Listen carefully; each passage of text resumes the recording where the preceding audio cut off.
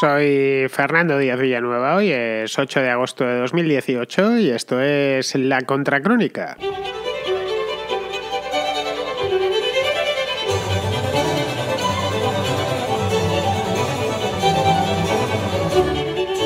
Este está siendo el año de los másteres universitarios. Cristina Cifuentes, expresidenta de la Comunidad de Madrid, tuvo que dejar de serlo a causa de un máster. Bueno, de un máster y de robar unas cremas en un supermercado hace ya 7 años. Lo de las cremas fue lo que le dio el empujón final, pero todo lo que venía detrás, un mes exactamente, fue un mes de calvario que tuvo que padecer la mujer, fue a raíz de un máster en la Universidad Rey Juan Carlos. Pues bien, después de lo de Cifuentes, Pablo Casado ve, pero más de una manera la mar de tonta, justo cuando su carrera política empezaba a despegar, ve comprometida su propia carrera política por otro máster. Curiosamente, en la misma universidad, en la Rey Juan Carlos de Madrid. Este máster, al parecer, era, mejor dicho, un máster bastante popular, era un máster sobre Derecho Autonómico y la institución, la Rey Juan Carlos, también fue bastante popular, al menos entre los políticos del Partido Popular de Madrid. En lo que a másteres se refiere, no sé dónde habrán hecho el resto de sus estudios. Pues bien, la titular del juzgado número 51 de Madrid dio anteayer por acreditado que a Pablo Casado le regalaron el máster en cuestión, este del Derecho Autonómico del que os hablaba, este que cursó en la universidad, en la Rey Juan Carlos, hace ya 9 años, en el año 2009. Lo terminó hace un poquito más de 9 años. Presuntamente lo terminó a mediados del año 2009. Cuando el hoy presidente del Partido Popular era un mozalbete, pero un mozalbete que picaba bastante alto. Esta historia del máster no solo ha puesto a Casado contra las cuerdas, sino que trae al primer plano de la actualidad la cuestión del mérito académico, del que se viene hablando bastante ya desde hace meses, desde que irrumpió la historia esta de Cristina Cifuentes, porque al final esto del mérito académico lo hemos endiosado tanto, quizá llegue un momento en que nos tengamos que preguntar por qué. Es decir, ¿por qué si todos se pelean por tener títulos, la razón final va a ser que los títulos son los que terminan abriendo puertas, y no solo en el mundo de la empresa privada, sino también de la política? De ahí que al final los listillos, dicho sea listillos con la parte negativa que ello implica, no la parte positiva, que también la tiene, los listillos tratan de hacerse de rondón con uno de esos títulos.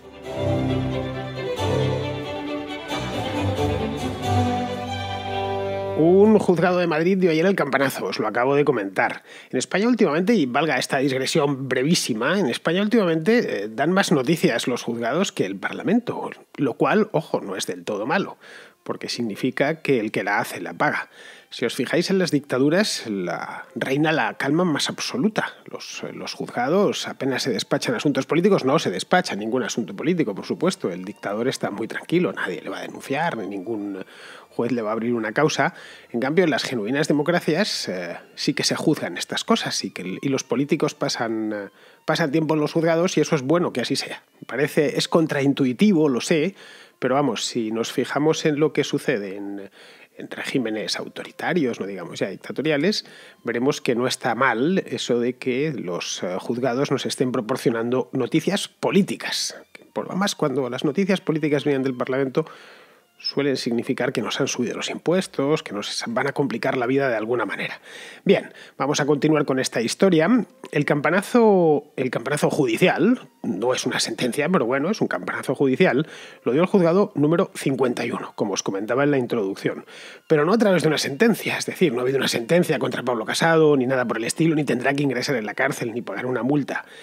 No por una razón sencilla, y es porque Pablo Casado, como diputado que es aforado y solo puede juzgarle el Tribunal Supremo. Vamos, que si no fuese aforado, el 51 se habría declarado competente y le hubiese imputado y estaría ahora mismo encausado de la cabeza a los pies y tendría que responder, porque al parecer esta mujer, la jueza del 51, la titular del 51 de Madrid, cree que, o sospecha, tiene sospechas fundadas, de que a Casado le regalaron el título, y así lo ha expuesto razonadamente, ha hecho una exposición razonada al Tribunal Supremo para que le investigue. Es decir, que todo lo que hizo hace 2 días, el lunes pasado, la jueza, que se llama Carmen Rodríguez Medel, fue elevar al Supremo una petición, la exposición razonada esta de la que os hablaba hace un momento, para que investigue a Casado, porque ella tiene sospechas de que el máster en cuestión se lo regalaron. Y se lo regalaron en concreto, y esto está extraído de esta exposición razonada, por su relevancia política y constitucional. No, perdón, e institucional, por su relevancia política e institucional. Este es el problema que hay cuando uno se pone a leer de la pantalla. Bueno, el hecho, por su relevancia política e institucional. Bien, la verdad es que hoy Casado es muy famoso, para qué engañarnos. Todos le conocemos, especialmente desde los últimos 2 meses, ¿no? Pero la verdad es que en 2009 no le conocían en su casa más que en su casa a las horas de comer. Bueno, y en el Partido Popular de Madrid. Porque ya era diputado regional en aquel entonces, en el año 2009. Casado es diputado, hoy es diputado nacional, pero es diputado regional, diputado autonómico desde el año 2007, desde las elecciones municipales y regionales de aquel año. Es decir, que se estrenó como diputado autonómico hago el cálculo rápido, con 26 años, porque creo que nació este hombre a principios de año.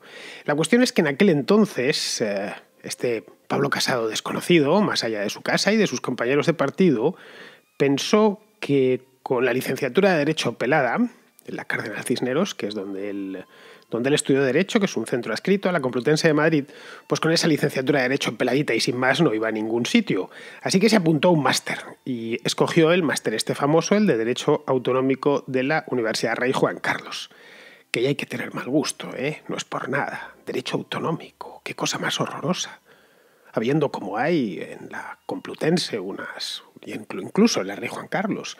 Vamos, en la Complutense hay unos másteres y unos posgrados estupendos. En la Facultad de Historia, sin ir muy lejos, hay uno sobre estudios medievales que tiene muy buena pinta y otro sobre que se titula así, literalmente, Música Española e Hispanoamericana. No sé si este máster de la Complu de Historia incluirá conciertos. Yo la verdad es que si incluye conciertos estoy pensándomelo. A lo mejor me saco el máster. Luego, eso sí, no me presentaré al examen porque me produce mucha fatiga, pero al menos podré ver los conciertos.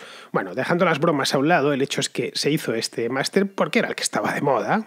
Se apuntó, se inscribió, no sé si compraría los libros, si es que hay que comprar libros para estas cosas. No fue mucho a clase, todo hay que decirlo, y al parecer, que es lo que sospecha la jueza, no le regalaron las notas, ni trabajo de fin de máster, ni gaitas, absolutamente nada. Que una vez terminó en junio del año 2009 aquello, pues le dieron el título. Claro, pero poniéndonos en la piel de Pablo Casado, en la piel del Pablo Casado con 28 años del año 2009, pues es normal que se sintiese en inferioridad si miraba a su alrededor y veía a sus propios compañeros de partido. Claro, que yo estaba lleno, y sigue lleno, de abogados del Estado, de economistas del Estado, de técnicos comerciales del Estado, de todo del Estado, administradores civiles del Estado. Bueno, tipos que habían hecho su oposición, además oposiciones de las gordas, que eran funcionarios nivel 29. Y claro, él se veía con su licenciatura miserable. Decía, bueno, necesito inflar el currículum como sea. Y quizá, no lo sé, estoy especulando, pero quizá eso es lo que le motivó a apuntarse a este máster, porque entre vosotros y yo, ¿a quién le apetece hacer un máster de Derecho Autonómico? En serio, tienes que ser masoquista o algo así, pero bueno. La cuestión, aunque si te lo van a aprobar, claro, también bien pensado. Bueno, la cosa es que hizo el máster, lo terminó, le dieron el título y se puso con una segunda carrera. Estudió Administración y Dirección de Empresas, el famoso ADE, que es lo que estudian hoy todos los chicos jóvenes que quieren llegar a algo en la vida. También en la Universidad Rey Juan Carlos, como os decía, o ha sido la universidad de moda para los miembros del Partido Popular durante muchos años. Y luego ya para rematar, y a modo de postre, se matriculó en un montón de programas a lo largo de los años. Se matriculó en uno, esto lo he sacado de su biografía oficial, Se matriculó, no me estoy inventando nada, solo faltaba. Se matriculó en uno que se llamaba, o quizás se siga llamando, quizás siga existiendo, se llamaba Government Affairs, de la Universidad de Georgetown. Luego hizo el programa ejecutivo de la Escuela de Gobierno John F. Kennedy de la Universidad de Harvard. Luego el programa superior de gestión pública del IESE, que pertenece a la Universidad de Navarra. Luego el de gestión parlamentaria del Instituto de Empresa. Luego el programa de emprendimiento e innovación de la Deusto Business School. Y luego ya por último el curso de mercados financieros del Instituto de Estudios Bursátiles, que depende de la Complutense. Bien, como veis, será por títulos. Si alguna vez llega a presidente del gobierno, podemos decir que tenemos el presidente del gobierno con más títulos del mundo. Vamos, resumiendo, que en casa de Pablo Casado no hay cuadros porque los títulos ocupan todo el espacio de pared disponible. Si yo tuviese tanto, si quisiese ponerlos en casa, pues entre los libros, los discos y tal, tendría problemas. No sé si me cabrían, ¿eh? Quizá, a lo mejor el del máster sí lo hubiera puesto, pero este de los estudios bursátiles no lo sé yo, ¿eh? Vamos, algunos de ellos, no todos, no son gran cosa, son básicamente cursillos. Es decir, de estos que pagas, asistes o no, pero bueno, en principio asistes y al final, después de asistir, pues te dan un papel para que incluyas en el currículum. Esencialmente consiste en eso. Si buscáis en Internet, hay todo tipo de posgrados que si pagas eso, pagar siempre, solo faltaba, pero si pagas y haces un poco la pantomima, al final te llevas tu papel. Está lleno España de todo tipo de instituciones que venden este tipo de títulos. No diré yo que sean mejores o peores, pero desde luego, si hay tanta oferta, significa que hay un montón de demanda. Porque al final todo es eso. Es decir, todo se trata de llenar el currículum.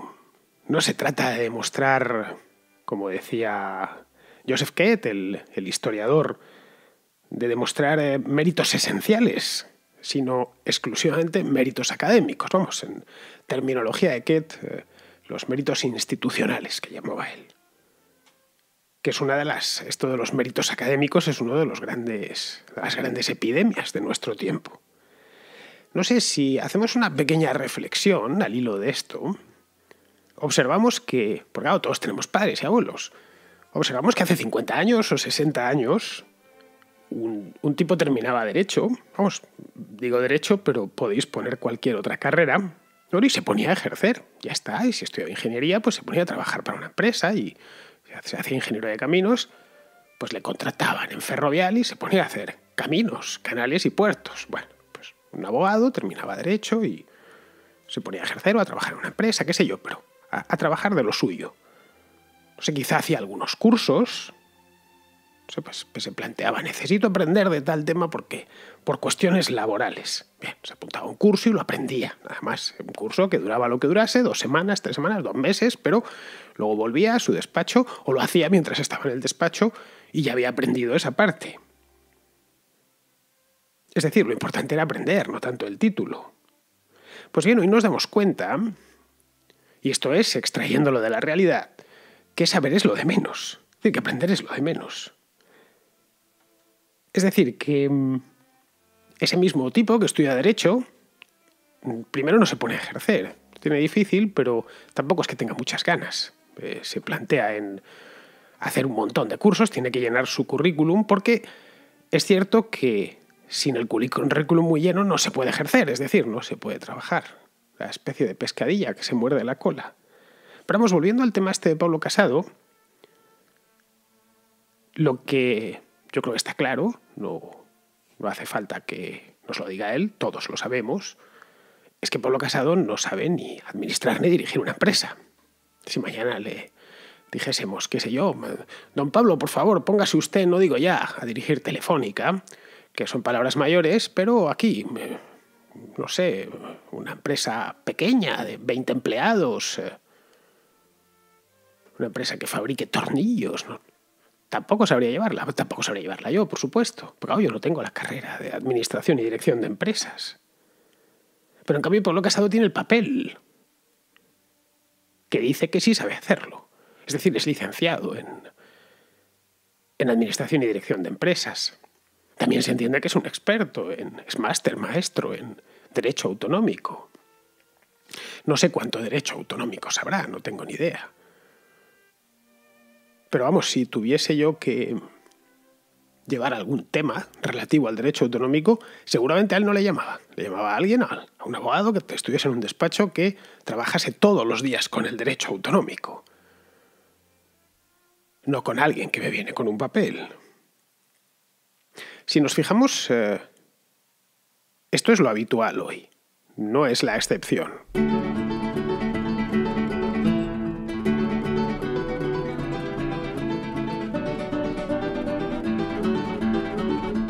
En el otro extremo tendríamos los que tienen méritos puramente esenciales, siguiendo con la terminología de Kett. Es decir, en el otro extremo tendríamos a Amancio Ortega. Podríamos poner un montón de ejemplos, pero Amancio Ortega, como es paisano nuestro, creo que lo ejemplifica mejor que nadie. Más conocemos bien la figura. Amancio Ortega no pasó de la educación primaria. Nació en Galicia y bueno, pues empezó a trabajar muy jovencito y a base de méritos esenciales, sin ningún mérito académico y de carecer por completo de papeles, de papeles académicos, quiero decir. El de los otros tiene un montón. Pues ha levantado un imperio que vale 90.000 millones de euros, que vende 25.000 millones todos los años en ropa y con presencia en todo el mundo. No está mal, ¿eh? Para no haber pasado por la universidad, o quizá es lo normal cuando no se pasa por la universidad y se acumula mucho mérito esencial. Quizás si viajásemos en el tiempo a Amancio Ortega, le sacamos del taller y lo metemos a estudiar una carrera, jamás hubiese fundado Zara ni Inditex, no lo sé. Pero Ortega no ha necesitado hacer el programa de emprendimiento e innovación de la Deusto Business School que hizo Pablo Casado hace unos años, o el curso de mercados financieros del Instituto de Estudios Bursátiles. Hoy su empresa, Inditex, es la empresa más cotizada en la Bolsa de Madrid, del IBEX, desde luego. Y una de las más cotizadas del mundo, más valiosas del mundo. En fin, que sus méritos, los méritos de Amancio Ortega, son méritos esenciales. Los de Casado son méritos académicos institucionales, es decir, son los que ha ido acumulando en la pared de su casa, si es que los tiene colgados en casa, que lo mismo metió todos los títulos en una carpeta, lo desconozco. Pero estaréis conmigo en que hoy por hoy, en el país y en el mundo en el que vivimos, no llegas a ningún sitio si no es con una maleta llena de títulos. Cualquier jovencito viene al periódico y hacer unas prácticas y te trae un currículum que es más grueso que el tuyo. Llevas 20 años en el oficio.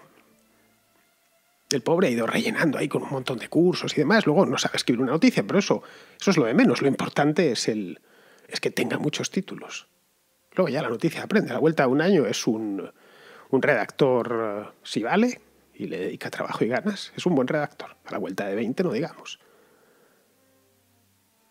Pero claro, el chico para poderse abrir, o la chica para poderse abrir camino, necesita esa maleta cargada de títulos.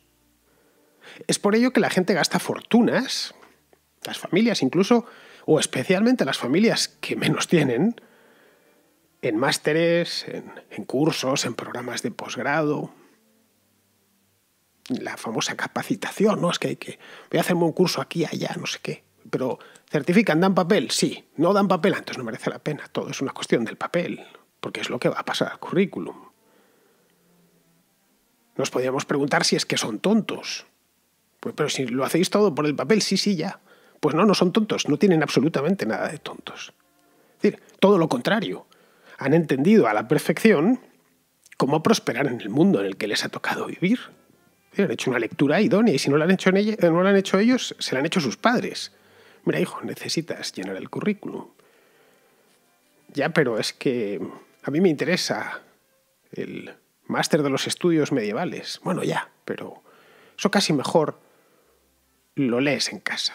Entre tanto, métete títulos, papeles que valgan. Es decir, que puedas colgar en la pared o incluir bien en el currículum, pero bien, como esto de emprendimiento e innovación.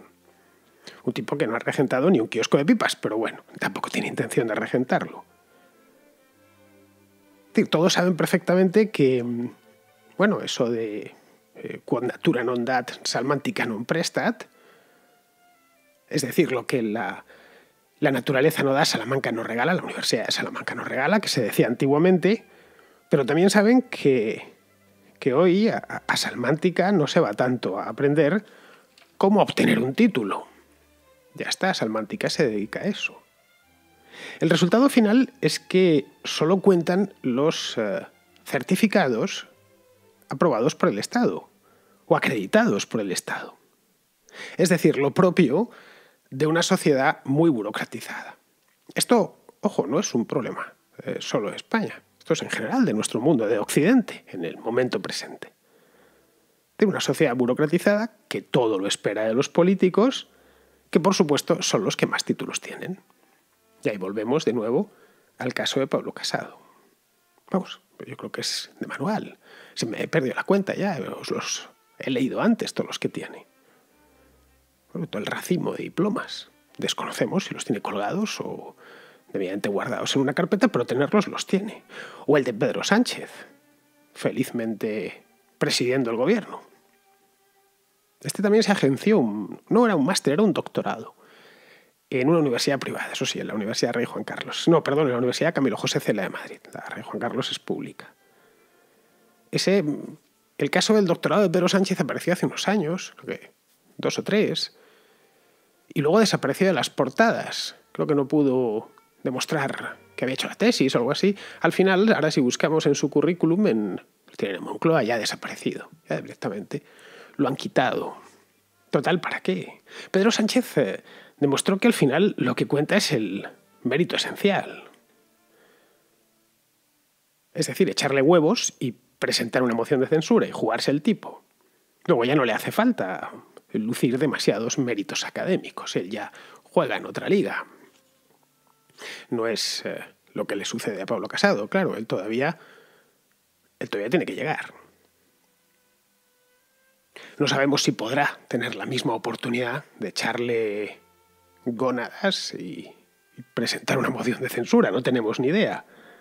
Lo suyo está ahora mismo en manos del Tribunal Supremo, que conociendo cómo funciona este tribunal, que es lento, y no está mal que sea lento, para ciertas cosas es buena que la justicia sea lenta y se lo tome con calma. La justicia rápida no es sinónimo de justicia buena. Pues se demorará meses, pero meses para decidir si le imputa o no le imputa. Esto, claro, que desde el punto de vista de la justicia puede ser que esté bien, desde el punto de vista político es una calamidad. Es decir, lo que se deciden en el Supremo, Sánchez y Rivera, bueno, y Pablo Iglesias, cuando se recupere y vuelva de nuevo a la escena, que está perdido desde hace un mes, pues van a estar practicando tiro al blanco con Pablo Casado en los próximos meses. Y es lo que presumiblemente harán. Vamos, lo que haría yo, desde luego, si fuese Albert Rivera o Pablo Iglesias. Por de pronto es culpable, y esto lo hemos podido ver en las redes sociales y en los comentarios de las noticias de los periódicos. Ya sabemos en qué ha quedado la presunción de inocencia en España. La pena de telediario, que se le llama. Es una condena o una pena, todavía no tiene condena en firme, pero sí una condena mediática que solo le podrá levantar el Supremo cuando decida imputarle o no imputarle. Si decide imputarle se puede olvidar, claro. Ya tendría que dimitir. Y todos sabemos quién vendría. Bueno, aunque a lo mejor no, pero bueno, eso sería uno de los escenarios. En el PP, lógicamente, rezan para que eso, es decir, para que el Supremo se decida, resuelva, antes de que empiecen a calentar motores la próxima campaña electoral. No sabemos cuándo va a haber elecciones, pero podría ser la primavera del año próximo, es decir, 9, 10 meses, no es mucho tiempo. La cuestión es que no es un asunto especialmente grave, no es un asunto de corrupción. Estamos hablando, este tipo se lo ha llevado crudísimo y ha hecho adjudicaciones irregulares. No. Es una simple triquiñuela. Una simple triquiñuela de hace ya, 10 años o casi 10 años, con la que simplemente pretendía engordar el currículum. En fin, que como a Cifuentes, hace solo unos meses, el mérito académico, o conseguir mérito académico, conseguirlo mediante una trampa, le podría terminar saliendo muy caro.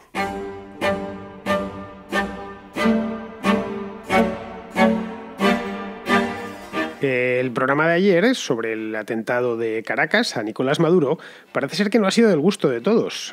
Tomás, un venezolano que vive en Madrid, me ha enviado una nota de voz para hacerme una serie de correcciones. Te comento algunas imprecisiones que he escuchado en tu programa acerca del supuesto atentado a Nicolás Maduro. Primero mencionas que no sé de dónde lo has sacado, pero dices que en el Palacio de las Academias se hacen los actos de graduación de la Guardia Nacional. Primera vez que lo escucho. Yo de verdad soy caraqueño, he nacido en Caracas. he vivido un montón de años allí y no entiendo de dónde he sacado eso, porque el Palacio de las Academias se llama así, porque ha sido la primera sede de la Universidad Central de Venezuela y además actualmente es la sede de las academias de Venezuela, es decir, la Academia Venezolana de la Historia, la Academia Venezolana de la Lengua, la Academia Venezolana de las Ciencias. O sea, sinceramente no sé de dónde he sacado. Los actos militares se hacen en los próceres. Em, También has dicho que la Guardia Nacional Bolivariana se llama así porque Chávez le cambió el nombre en el 1999, lo cual es falso.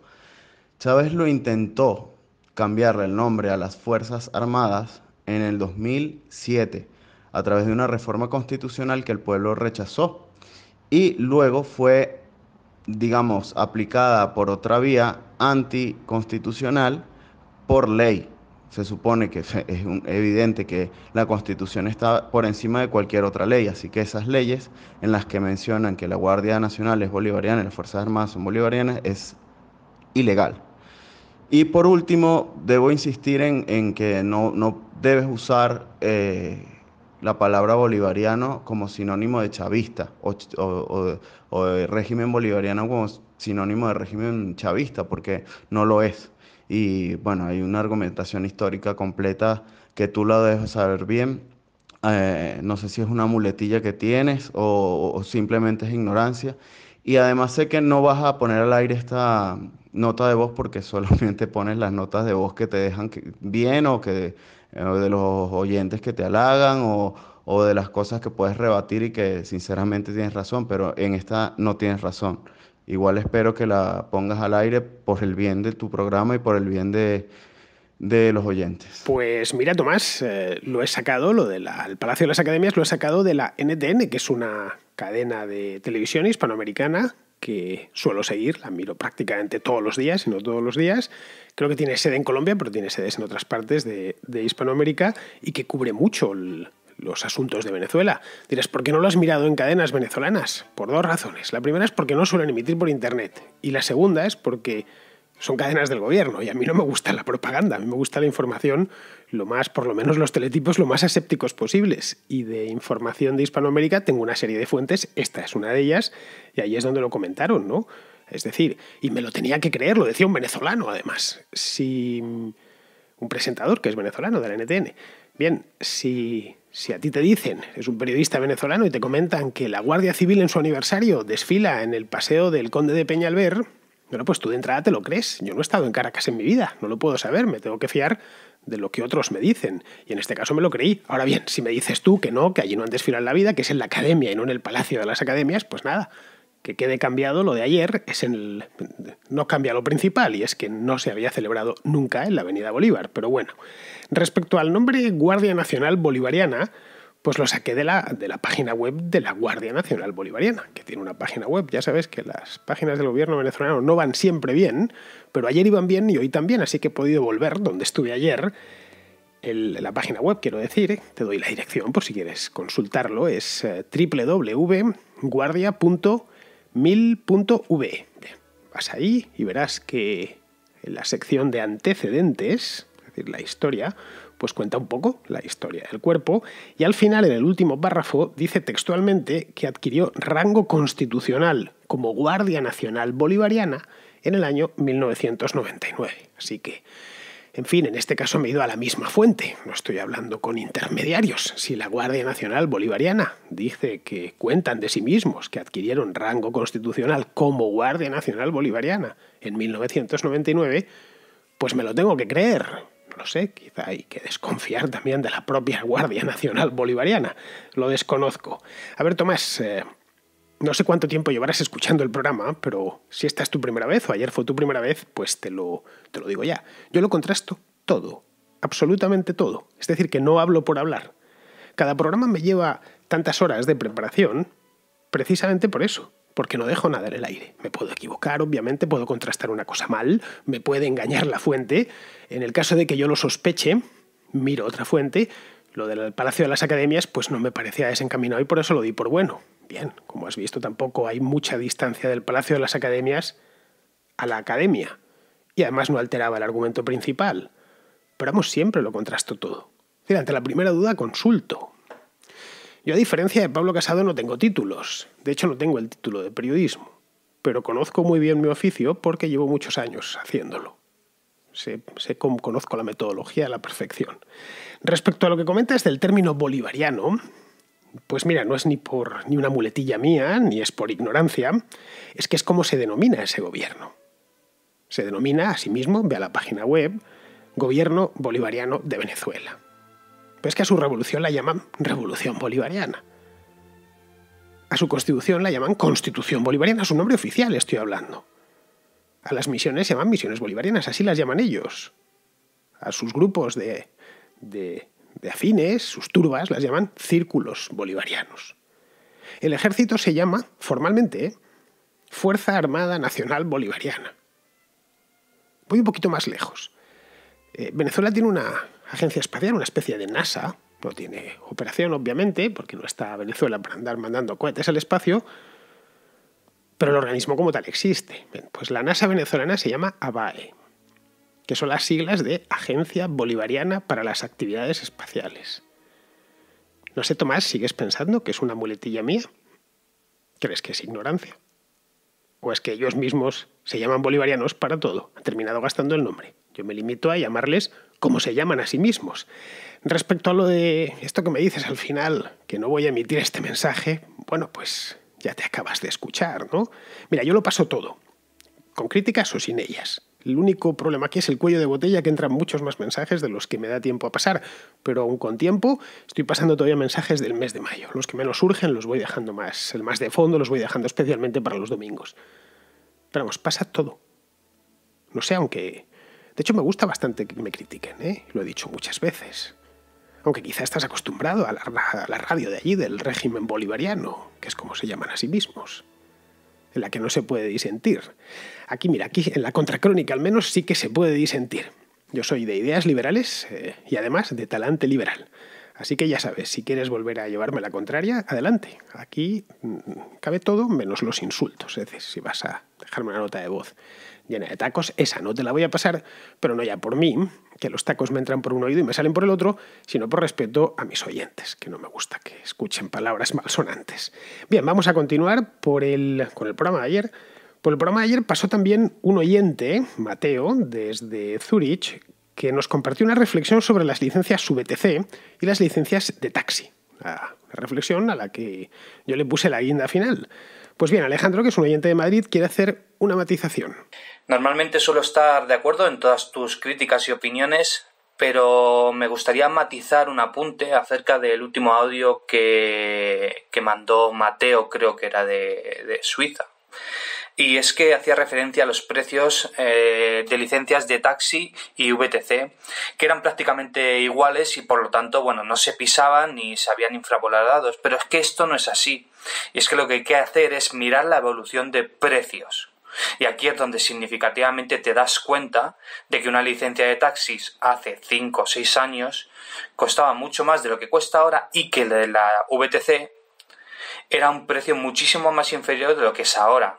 Entonces, esta comparación habría que hacerlo de aquí en 5 años y a ver cómo sigue evolucionando, porque la tendencia es claramente a que las VTC suben y la de taxi bajan. Bueno, pues nada, lo dicho, enhorabuena por tu programa y muchas gracias por escuchar el audio. Bueno, Alejandro, sí, tienes razón. Efectivamente, las licencias de taxi se han devaluado un poco con respecto al año, qué sé yo, el año 2012 o por ahí, supongo que te estás refiriendo, que en aquel entonces se llegaron a pagar, bueno, quizá antes, a pagar 180.000 euros, ahora se están vendiendo a 140.000. Es decir, se han devaluado pero poquito. Y en el caso de las VTC, pues no sé cómo estarían hace 3 años, no tengo ni idea, pero ahora se venden por 60.000. Es probable que hace 6 o 7 años se vendiesen por mucho menos. Bueno, hace 6 o 7 años no se concedían estas licencias, no lo sé, pero piensa que ha aumentado el número y aún así han mantenido el valor. Lo que nos está diciendo que las VTC están siendo más demandadas. Es decir, que tanto Uber como Cabify lo están haciendo bien. Y hay demanda, y esto el mercado lo ha descontado. Es decir, la gente, el que va a comprar este tipo de licencias, pongamos por caso que tú o yo quisiésemos ser taxistas o conductores de Cabify, es decir, que quisiésemos dedicarnos a esto y tuviésemos un dinerito ahorrado, y pues, ¿qué compramos? Lo primero que pensamos es a futuro, porque pensamos vivir de esto muchos años. Entonces, si vemos que está creciendo el VTC, pues nos iríamos hacia el VTC. Es lo que quiere la gente, a fin de cuentas. El mercado es muy sabio, nos indica muchísimo. Los precios están cargadísimos de información, más de lo que pensamos. Bueno, me estoy enrollando, la verdad, se nos está haciendo el programa hoy larguísimo, así que vamos a ir terminando. Terminamos con Pizarro, que nos va a hacer su comentario del día sobre el tema este del atentado a Nicolás Maduro. Se puede discutir sobre si la dictadura manipuló los hechos hasta la explosión, pero no que lo ha hecho desde entonces. No está permitido navegar por las lagunas de la versión oficial, y las consecuencias de la verdad autorizada son una canallada. La acusación de un acto de guerra por parte de Colombia legitima acciones de guerra contra la población venezolana. La muerte de un tirano le evita el repudio, el cautiverio y la deshonra, para los que tantos méritos hace. La muerte de Nicolás no sería la muerte del chavismo, como no lo fue la muerte de Hugo. La verdad de lo ocurrido quedará enterrada bajo una montaña de oficialidad. Pero Nicolás ya sabe que su régimen agoniza de tal manera que su vida peligra o que hay que fabricar conjuras para prolongarla. Su corazón aún late, pero sin sosiego. Un cordial saludo de Pizarro. Pues muy bien, queridos amigos, con esto termina la contracrónica de hoy. Lo único que me queda ya es despedirme de vosotros. Hasta mañana.